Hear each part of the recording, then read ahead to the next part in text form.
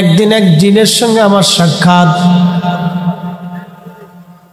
জিনের সঙ্গে ওনার নাম ছিল গোলাম সামদানি। গোলাম সামদানি মদিনাতে থাকে সব সময়। মদিনার যে পাহাড়গুলি আছে এই পাহাড়ের মধ্যে সে থাকে। আর রাত্রিবেলা হলে রওজা মুবারকের পাশে চলে যায়।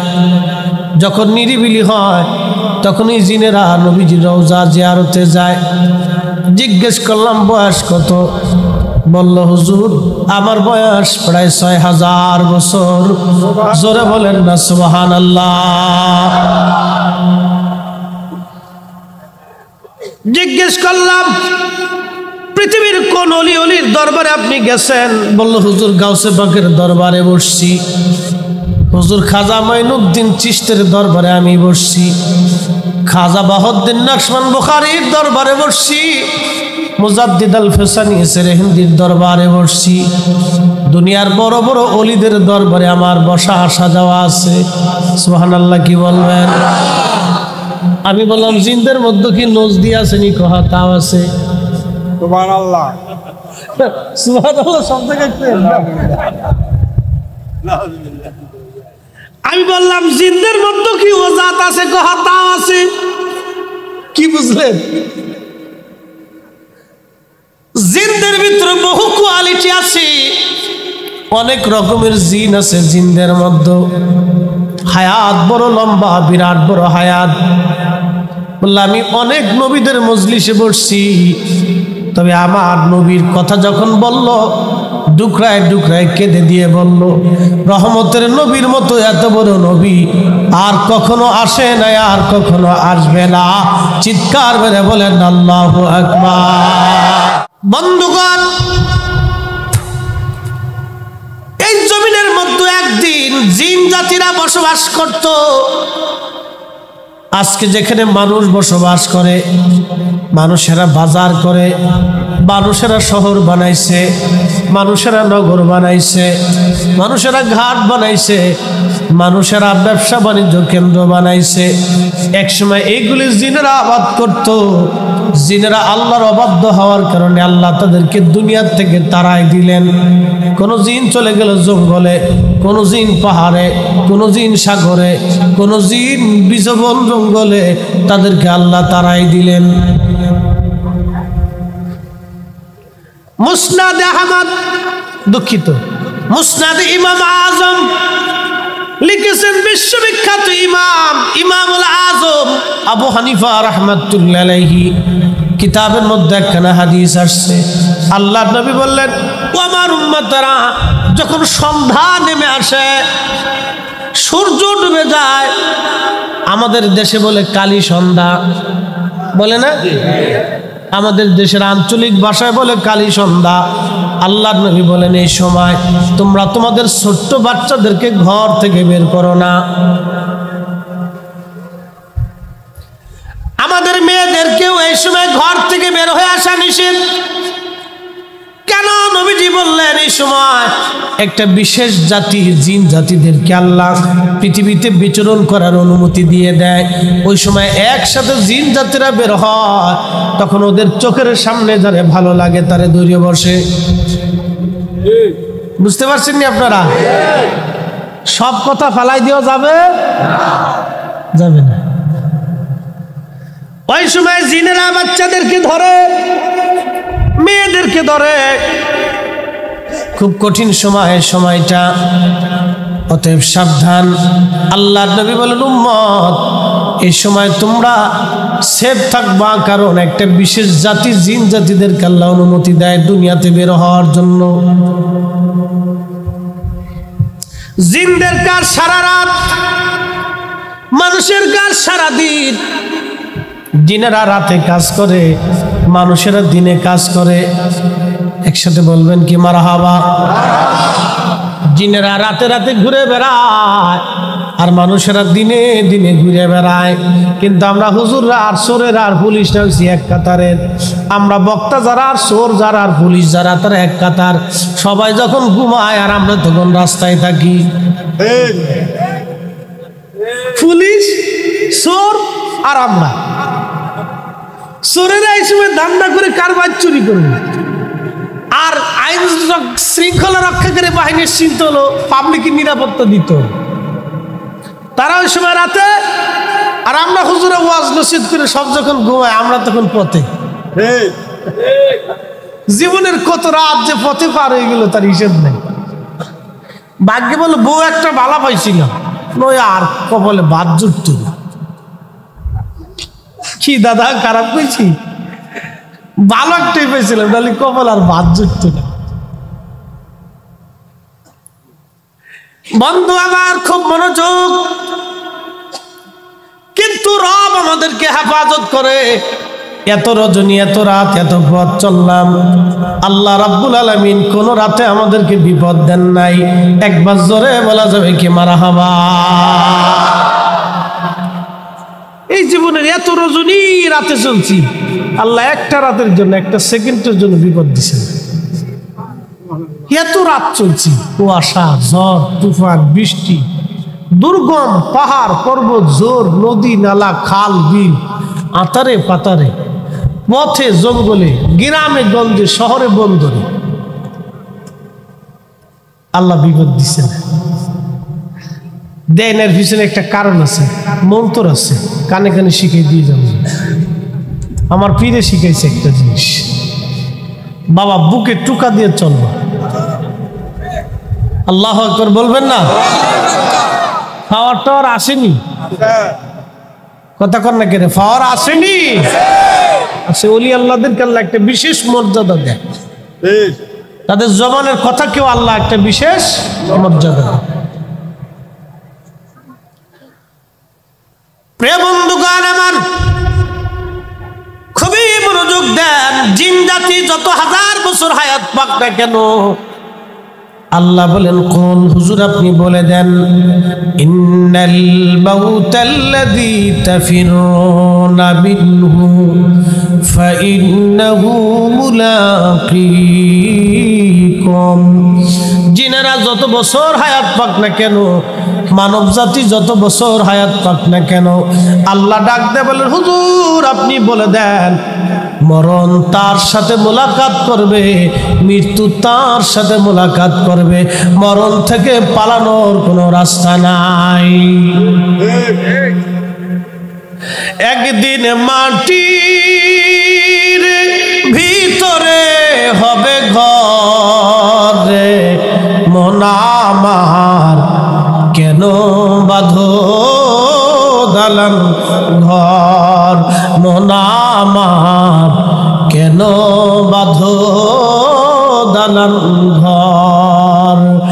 একদিন মাটির ভিতরে হবে ঘরে, মন আমার কেন বাঁধো দালান ঘর, মন আমার কেন বাঁধো দালান ঘর। করোনার সময় বাংলাদেশের অনেক বড় বড় বড় বড় ধনী গ্রুপ ইন্ডাস্ট্রি হাজার হাজার কোটি কোটি টাকার সম্পদ রেখে কবরে চলে গেল। অনেকের জীবনীর মধ্যে আসছে করোনার সময়ে ওই কোটিপতি বাবার পাশে সন্তান দাঁড়াই নাই। কথা কন সত্য কিনা? করোনা মানুষ চিনাই দিয়ে গেছে, করোনা পৃথিবী চিনাইছে। এই জন্য কবি বলেছিলেন, ভাই বন্ধু আপনজনা সঙ্গে তোমার কেউ যাবে না রে, ও তোর খালি হাতে একা পথে, হায় হায় খালি হাতে একা পথে যাইতে হবে মন বেরি, দেখ না মন জাক মারিয়ে দুনিয়াদারি। আল্লাহ কোরআনে বললেন, আল্লাযী খালাকাল মাউতা ওয়াল হায়াতা লিয়াবলুয়াকুম আইয়ুকুম আহসানু আমালা।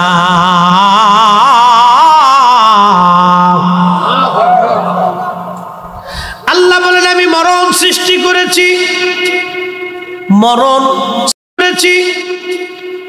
মরণ সৃষ্টি করলেন কে? আল্লাহ। মানব জাতি বানাইলেন আল্লাহ। ফেরেশতারা বলো রব্বুল আলামিন তোমরা মানব জাতি বানাইলা, এই মানব জাতিতে তামাম দুনিয়া ভুলে যাবে, জায়গা হবে না। আল্লাহ বললেন এ ফেরেশতারা মানব বানাইছি, কিন্তু আমি আল্লাহ আর একটা জিনিস তৈরি করলাম, সেই জিনিসের নাম হলো মৃত্যু। ফেরেশতারা বলল আল্লাহ মরণটা আবার কি? মৃত্যু আবার কি? কারণ ফেরেশতারা তো মরে না, তারা একদিন মরণ হবে, যখন সিংহায় ফুৎকার করা হবে। ইসরাফিল আলাইহিস সালাম সিংহায় ফুৎকার দিবে। ইদাস সামাউ ফাতারাত, আসমান ভেঙে ভেঙে পড়তে থাকবে। ওয়া ইদাল কাওয়াকিবু তাসারাত, আর নক্ষত্র রাজিগুলি ভেঙে ভেঙে পড়তে থাকবে। সেই দিন ফেরেশতাদের মরণ হবে। ফেরেশতারা তো জানে না মৃত্যু কি জিনিস। আল্লাহ বলেন ও ফেরেশতারা আমি আল্লাহ মরণ সৃষ্টি করলাম। মরণটার একটা রূপ আছে, একটা আকৃতি আছে।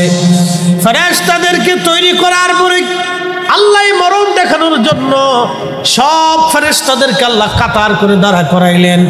ট্রিলিয়ন বিলিয়ন লক্ষ লক্ষ হাজার হাজার কোটি কোটি ফেরেশতা আল্লাহর সামনে দাঁড়ায় গেল। আচ্ছা কি ছিল?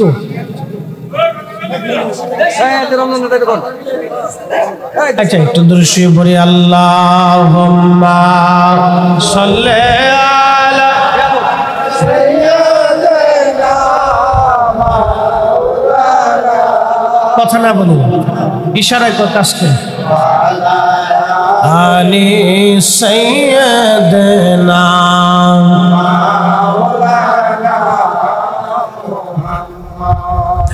উড়ে যাও রে মাহফিলের হাওয়া,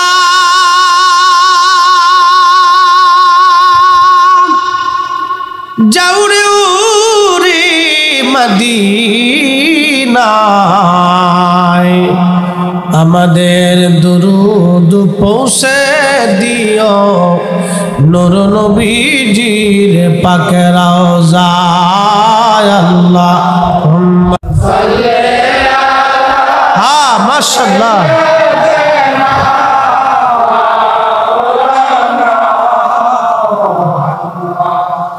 ওয়া আলা আলি সাইয়্যিদিনা,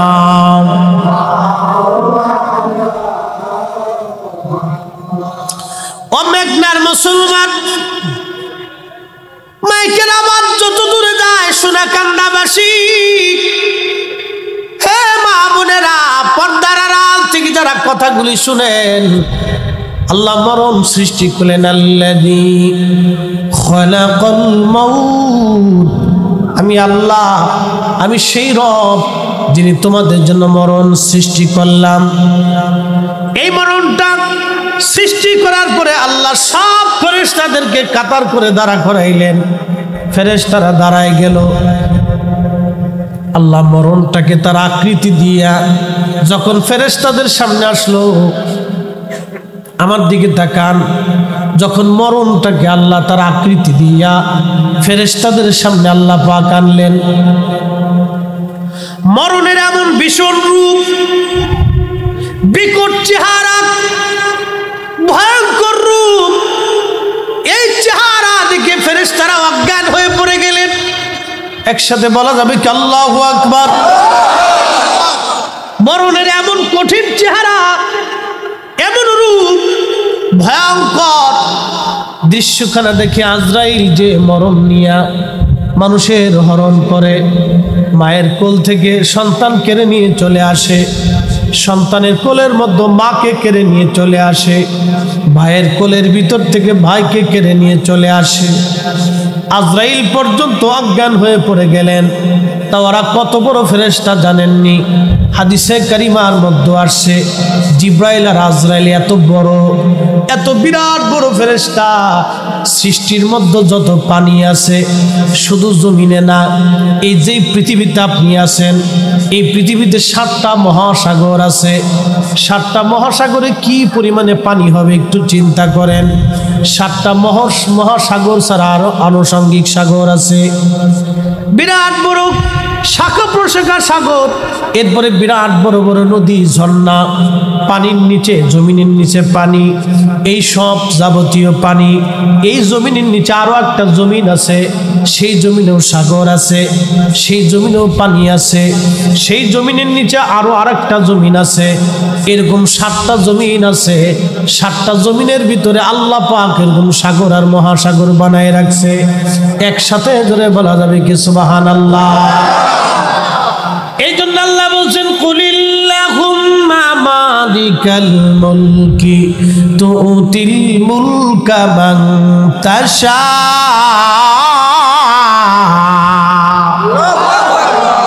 হাবিব আপনি বলে দেন